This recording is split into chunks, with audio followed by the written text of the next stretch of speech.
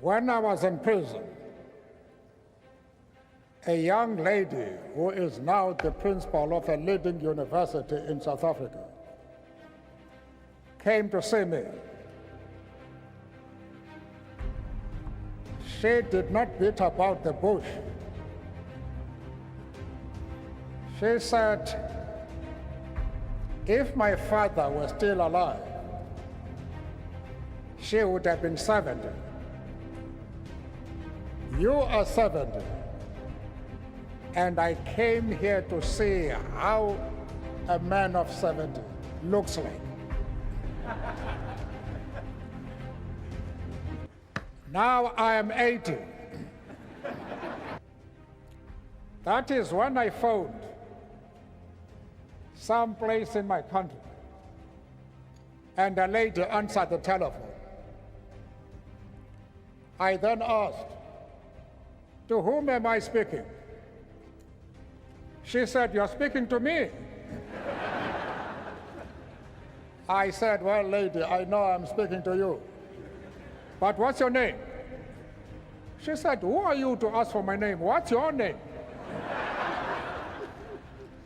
I say, well, lady, as soon as you tell me your name, I'll tell you mine.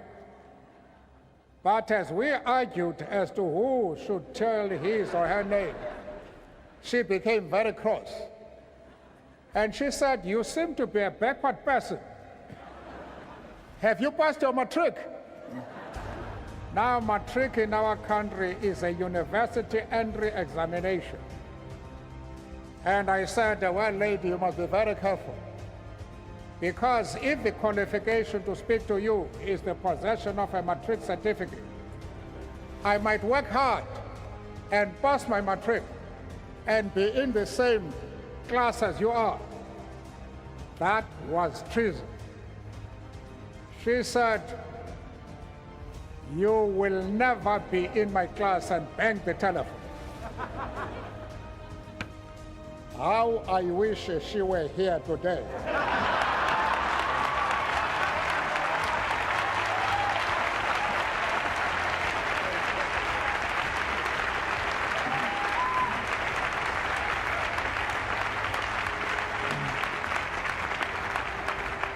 She would now discover that I have achieved more than pass my matric. Ladies and gentlemen, this may very well be our last official visit to the United States before retiring from office next year. There could not be a more moving start to the visit than one which included being honored in this way by one of the great educational institutions of this nation and of the world.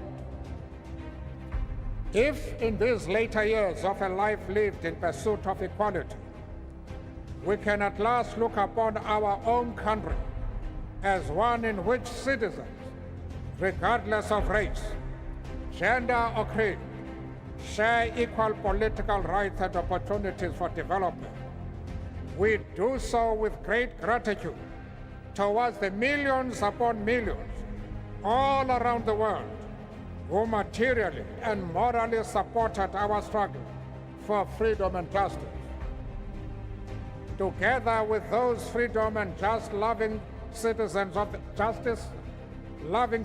of the world, we do at the same time, however, note that at the end of this century, a century which humanity entered with such high hopes for progress, the world is still beset by great disparity between the rich and the poor, both within countries and between different parts of the world. If in individual life we all may reach that part of the long walk where the opportunity is granted to retire to some rest and tranquility for humanity, the walk to freedom and equality seems, alas, still to be a long one ahead. This august institution gains its standing and reputation also from the manner in which it has conducted and continues to conduct itself as an international presence. Wherever men and women of learning and thought gather, its name and work are known.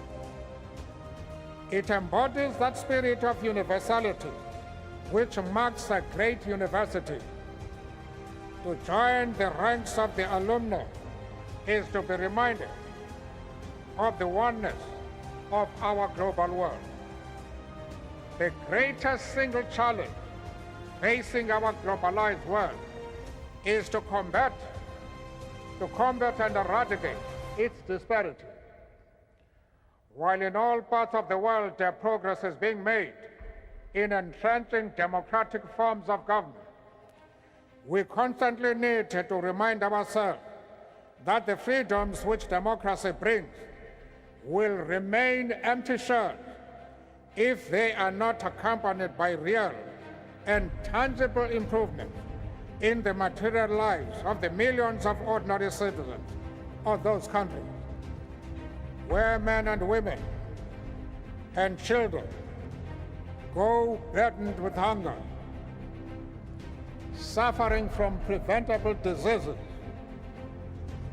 languishing in ignorance and illiteracy, or finding themselves bereft of decent shelter.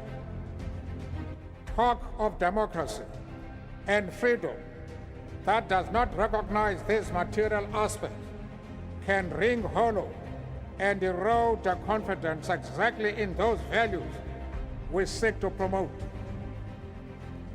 Hence, our universal obligation towards the building of a world in which there shall be greater equality among nations and among citizens of nations.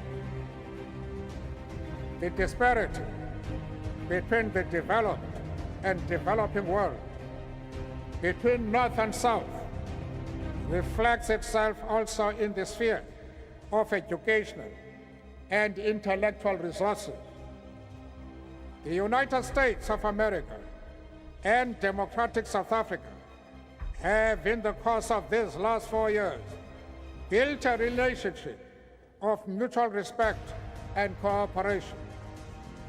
Each country respecting the sovereignty of the other while cooperating as partners.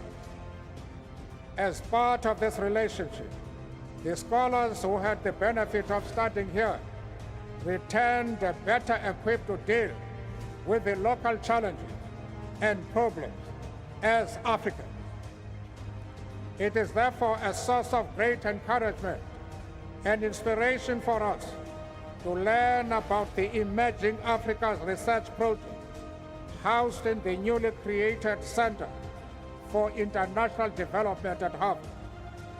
Its objective of undertaking an appraisal of Africa's economic, social, and political history, as well as the problems facing the continent, is timely and to be greatly welcomed.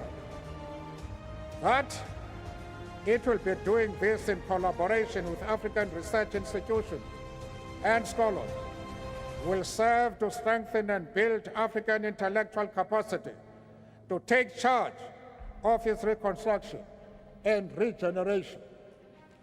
I am confident that it will also strengthen and build your own understanding of African reality and your capacity to analyze that reality as part of our shared world.